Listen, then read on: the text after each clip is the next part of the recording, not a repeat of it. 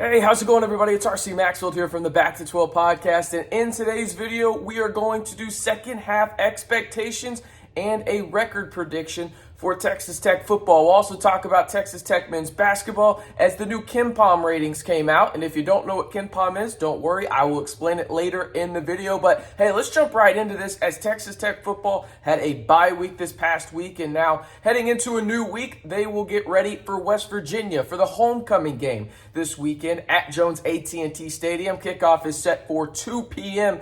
in this one. Texas Tech, coming in to this game, has faced 5 consecutive ranked opponents. With their schedule right now as it stands going into this week against West Virginia, they only have one remaining top 25 game currently on the schedule, and that will happen in Fort Worth in early November against the currently ranked number 8 TCU Horned Frogs, as we all expected, right? Let's look at the schedule, though, for Texas Tech moving forward. I've already mentioned West Virginia. They play Baylor next week. Then they do go to TCU in early November. As I mentioned, you have Kansas at home. You make a trip up to Ames after you play the Jayhawks to face off against the Cyclones. And then Thanksgiving weekend, you face off against arguably the biggest surprise in terms of expectations and everything going awry in the country, in the Oklahoma Sooners. I want to break each game down here because I think Texas Tech, it's not as easy as this for them, but I think it's pretty close to this, okay? So hear me out on this. We'll start with West Virginia. ESPN has Texas Tech as 58.3% in terms of winning this game. You look at the spread right now, it's already come out. It's already gone up, too. It started at 4.5. It is now at -6 for Texas Tech as they are the favorites. I think they beat the Mountaineers in this one. Then Baylor comes in. Baylor is arguably the most, how do I say this, weird, I guess, team in the Big 12 because, listen, they lost a lot of guys last year. They won the Big 12, as everybody knows, on that last play against Oklahoma State where the running back just couldn't reach the pylon. But they lost a lot of guys. I get that. But the team is supposed to be defensive-minded, and their defense just hasn't been all that great, considering the talent they have. And now I know they had to replace some guys, but I thought Baylor would be better. ESPN gives Baylor a 60% chance, to beat Texas Tech. I'm actually going to say Texas Tech wins that game. So I think Texas Tech is 2-0 and moves to 5-3 out of the bye week. Now they go to TCU. I don't think they win in Fort Worth. I just don't. You got to give credit where credit is due. Sonny Dykes and the job that he has done over at TCU has been just flat out phenomenal. I mean, Max Duggan, phenomenal. QJ, phenomenal. Quentin Johnson, he's going to be a first-round wide receiver in the NFL draft. Just phenomenal in terms of what they've done offensively. And really, I don't even think that's the thing that stands out most to me because I figured with Dykes coming in, they would be better at, just really spreading the field, getting their playmakers in space, right? The defense has actually been pretty solid for the Horned Frogs this year. Remember, they were the last team in the Big 12 last year in terms of a lot of defensive metrics were the Horned Frogs, but they've come in this year, and this is the thing. You don't have to be an elite defense. You don't. You just need to be close to average.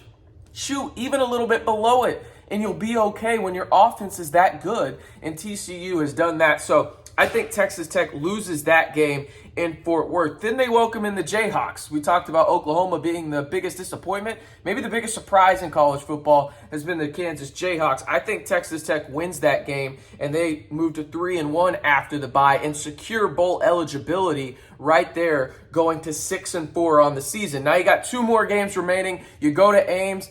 I don't think you win there. I think Iowa State defensively just creates a lot of headaches. And listen, it's difficult to win in Ames. It's just the truth of the matter. You see it almost every year where a team that probably shouldn't lose to Iowa State loses to Iowa State in Ames. It's a very difficult place to play.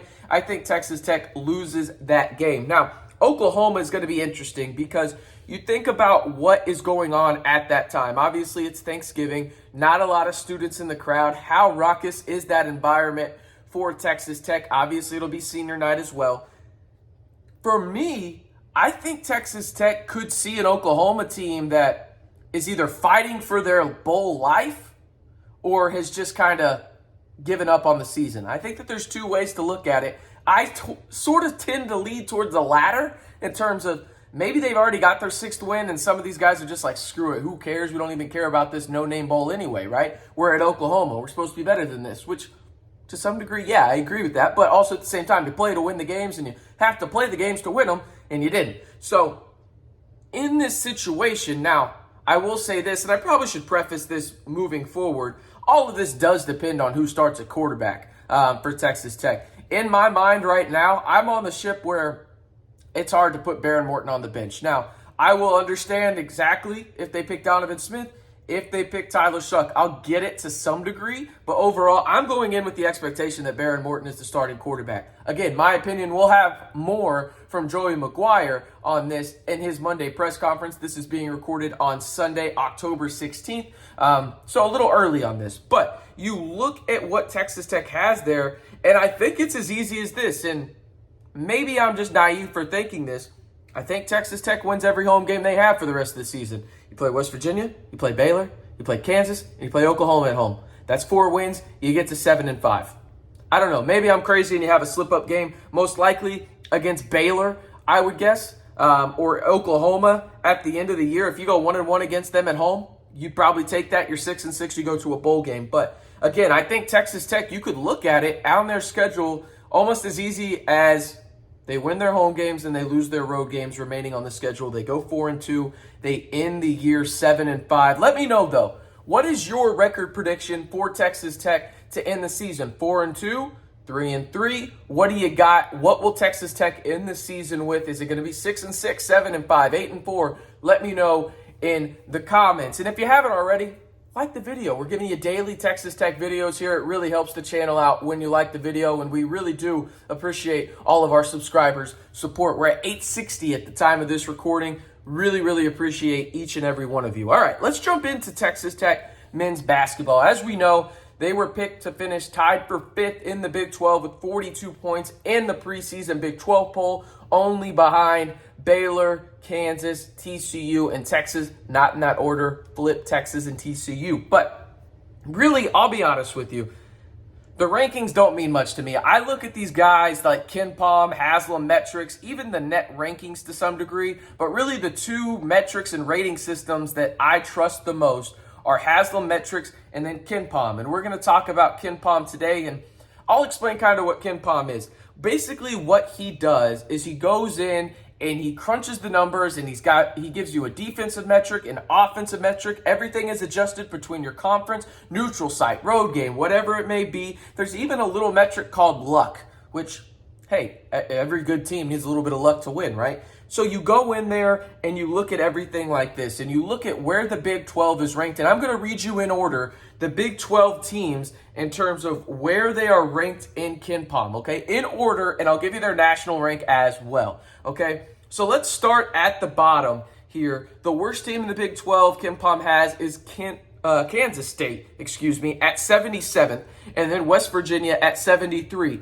By the way, fun fact, every Power 6 conference, because it's basketball now, has at least one team below Kansas State, if not more, in the KenPom rating. So Texas Tech has the highest average in terms of KenPom rating of any Power 6 basketball conference. So we move up. Iowa State comes in at 62. Seems a little low for me, but hey, trust the metrics, trust the process. And then there is a gigantic gap between 7 and 8 in the conference. Oklahoma State comes in at 30.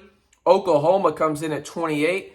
Texas Tech comes in at 17th in the country, just behind TCU at 16. Now the Big 12 is the only team in the country to have 3 teams in the top 10 of KenPom. Kansas, the defending national champions, at 8. Baylor at 6. And yes, the Texas Longhorns come in at number 2. Real quick, we'll run back through it. Texas at number 2. They lead it in KenPom for the Big 12. Baylor at 6.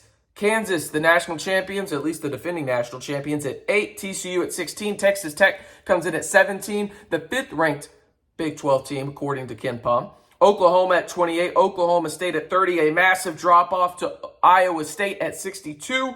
West Virginia at 73. And Kansas State rounds out 10 at 77. Let me know, do you agree with this or disagree with where KenPom has really anybody. Again, Texas Tech comes in at 17. I trust these metrics a lot. Obviously, they're not the do-all, be-all kind of deal or whatnot, however that saying goes. I butchered that saying, I think. But anyway, let me know, do you agree or disagree with this? These are some of the metrics that really you should be paying attention to around tournament time. And even right now, too, this is a really good guide to know where the metrics are saying these teams are going to be with the transfers, the freshmen coming in, coaching changes, whatever it may be. So this is a really, really good website to use. Again, that is KenPom.com, and the Red Raiders come in at 17, fifth in the Big 12, just behind TCU, and then Kansas, Baylor, and Texas are in the top 10. The Big 12, only conference in America with 3 teams in the top 10 of KenPom. I'm RC Maxfield, thanking you for watching the video and reminding you, if you haven't already, be sure to hit that subscribe button to stay in the know on Texas Tech athletics all year long right here on the Back to 12 podcast channel.